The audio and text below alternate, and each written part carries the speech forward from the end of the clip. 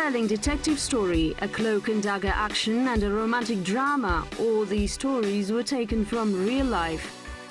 The history of Kazakhstan is inseparable from the world history. Reflections on history, our version.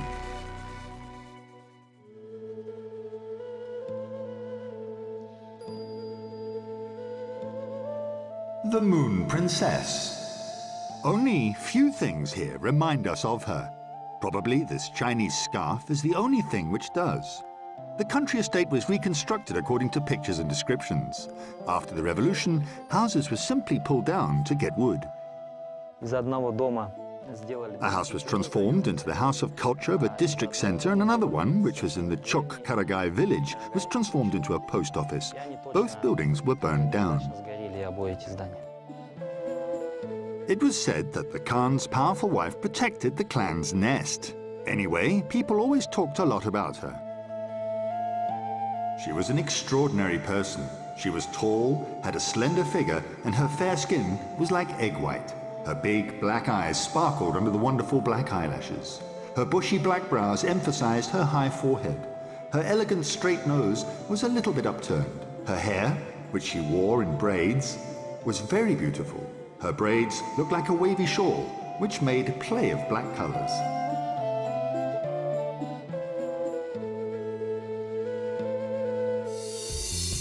Ayganym, Joly Khan's wife, was a wise, beautiful, and very popular woman of her time.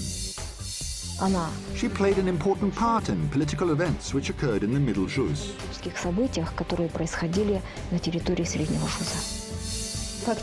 Actually, a 30-year reign is a very long period. Chapter 1. A swan with the spotted breast. Her mother was Uzbek, the rich Khoja Sagaldak's second wife. People talked a lot about him. He became a famous scientist because his pursuit of 12 sciences was complete. They say he could predict people's futures, and his enigmatic speech could banish devils from the sky and tie up evil spirits on the land. In addition, he was very pious. Although he did not make his daughters wear yashmaks, other men were not allowed to look at them.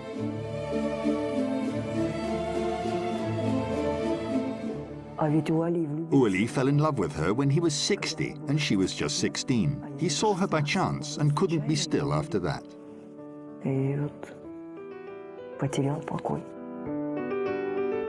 People said that Ayganym had the prophet's signs, which some of his descendants had. The girl had some special birthmarks.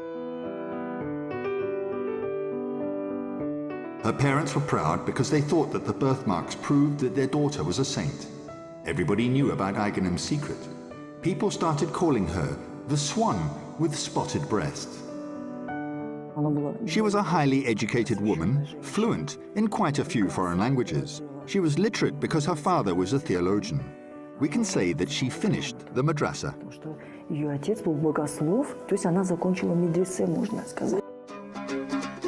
Joly Khan came to Ayganym's father in order to solve some difficult questions, fell in love, sought the girl's hand in marriage, and she became his wife. However, there was one condition. She wanted to live in a separate residence. Joly Khan was in love with her and agreed to everything. In this way, the Khan's young wife immediately gained a privileged position, which the three older wives weren't very pleased with. In fact, Ayganym was a Tokal, the fourth wife. It seems she didn't want to be this. She wanted to be the first, and it really happened. When she got married, she became the most important woman for Joly Khan. There was rivalry in the steppe. The youngest wife claimed to be the most important one. Of course, there was envy, the evil eye, and other troubles, but she knew about everything and managed to overcome these troubles.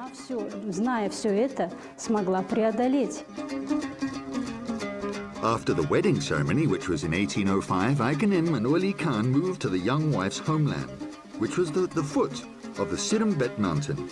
The elder wives remained in Kizilagash, not far away from Kokshetau. Chapter 2.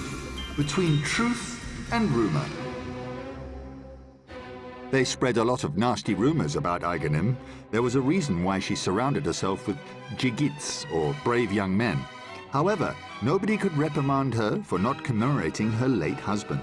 Every midday and evening she gathered young women for a year after his death.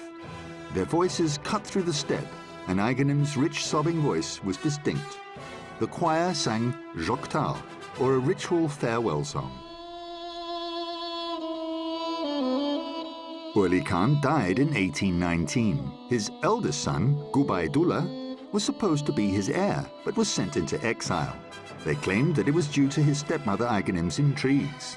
The Khan's wife was 30 years old, and by that time she had held power in her hands for a while and was not going to share this power with anybody. She substituted the Khan as the ruler of that vast region for over 30 years. The Khan's wife, Ayganym, took care of the merit of the Balikanov's clan and used Joly Khan's seal. She did not follow the custom in accordance with which she had to give it to one of his sons. She was strong, powerful and attractive, so it's not surprising that rumors spread about her all her life. Sabit Mukhanov wrote about one of them. Speransky and Ayganym had seen eye to eye for a long time. They said the widow did not long for her husband for very long. These words, which were a long way from the truth, still contained some elements of reality. Speransky was reserved, quite dry, and liked Ayganym. For the first time he saw an Eastern woman who was bright and exotic. In addition, she had a sly and agile mind. Mikhail Speransky was a reformer, lawmaker, and the closest associate of Alexander I, the Emperor of Russia. He was the Governor-General of Siberia from 1819 until 1821. Thanks to his initiative, the Khans lost their power in the Middle Rus. Kazakh lands were divided into regions ruled by senior sultans. In spite of these changes, Ayganym did not lose her status, which disappointed many people.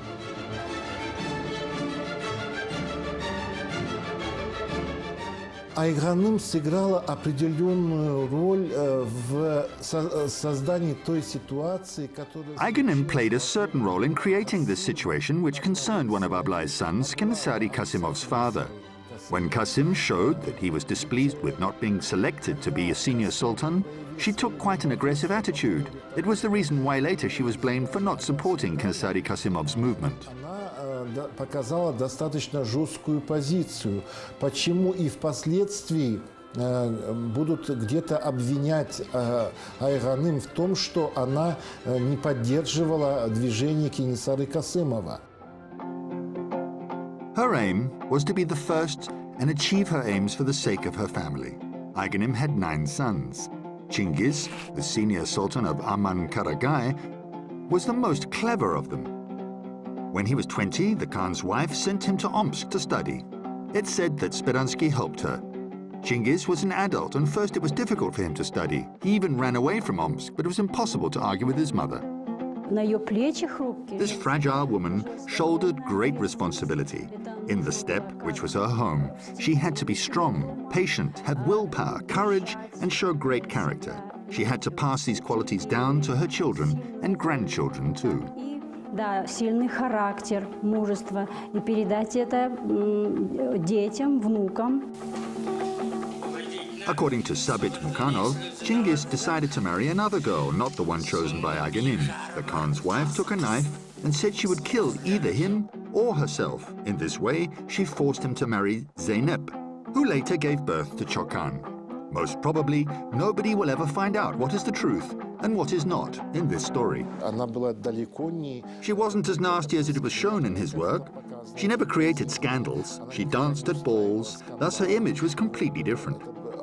Она танцевала на балах, понимаете, вот. То есть совершенно другой образ был у нее. As for the balls, it is said that Alexander I invited her personally, and the Khan's wife visited St. Petersburg. There she impressed another courtier, Vasily Perovsky. This information is according to another writer, Ilyas Yesenberlin. All the officers courted the Khan's beautiful wife, who appeared at the court unexpectedly and livened up their society. Her 70-year-old husband spent all the nights and days at the green table playing with old senators. Perovsky, a young brilliant officer, professed his love for her. Later, this former beauty of high society fought hard for her influence in the horde.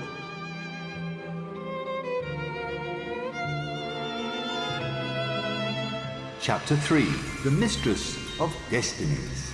You rode away from your home and insulted your father. You as a devil ran away from me. This is a scene showing the meeting of Ayganym and Shokan in the steppe. The play, Lyuba's Grove, is put on in Omsk Musical Theatre. It is based on another legend. Now Ayganym is trying to bring her grandson to reason. The story is about Shokan's first love. The major part of this story is fiction, and the Khan's wife's image is different. However, her image is very bright here. The actress, Valentina Shershneva, gets into the role. This is a very complicated role. Although, by means of only a few phrases, a few cracks of whip, and maybe the turning of a head, it creates the complete image of the woman. Просто настолько рисуется цельный образ женщины. It's a complete image of the woman, but who can feel the depths of her soul? Who can understand her? It's said that Ayganym liked music a lot and wrote poems. She could easily combine her poetry skills with the politician's practical ones and the ability to present herself. The Khan's wife got used to Russian bureaucracy and understood the power of the document, especially stamped papers. She received salaries from the treasury. If she had to go to Tobolsk or Omsk in order to go about her own business, which she considered the business of state, she demanded money for her journey. In Omsk, she met an official who she trusted. She was most probably like an actress. She played the part of a powerful, strong, and impressive woman. She was very courageous and purposeful.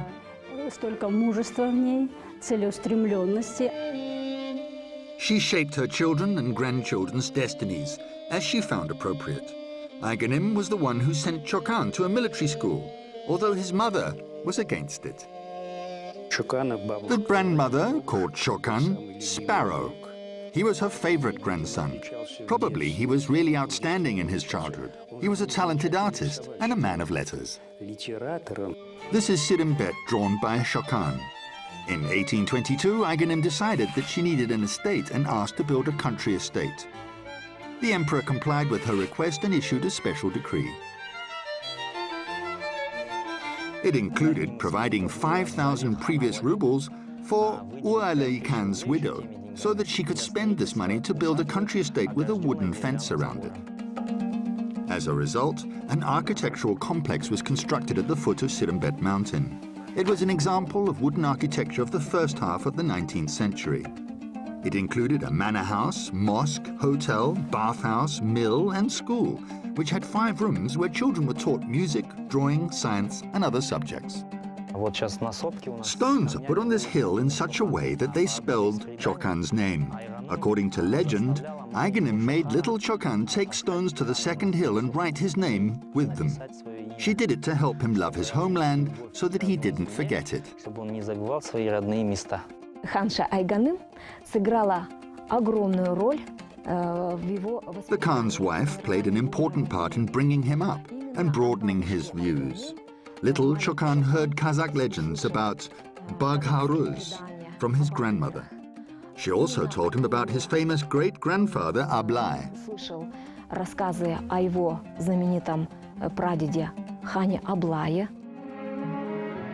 Incidentally, according to one version, Shokan was born in Sirimbet.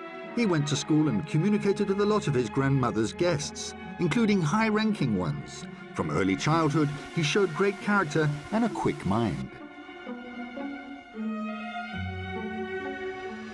Epilogue, for the sake of the future. In the room, there's the organ playing up to 12 plays, bronze candelabras with crystals, and silk curtains trimmed with thin but wide ornaments hanging near the doors. Tashkent and Persian carpets cover the floor, and furniture is covered with tiger and snow leopard's furs. The room situated in the corner was the bedroom of Shokan's grandmother Ayganym. Her figure remained fine. She had mental clarity and acted powerfully until the end of her days. She died at the age of 70 in Sirimbet, the same place where she'd been born. People say that it happened during a Muslim prayer in November 1853. Her favorite grandson, Shokan, who was the only 18 at the time, had already been an aide-de-camp to the Governor-General. The Khan's wife did her best to shape her children and grandchildren's futures. Ayganym Valieva was the Moon Princess.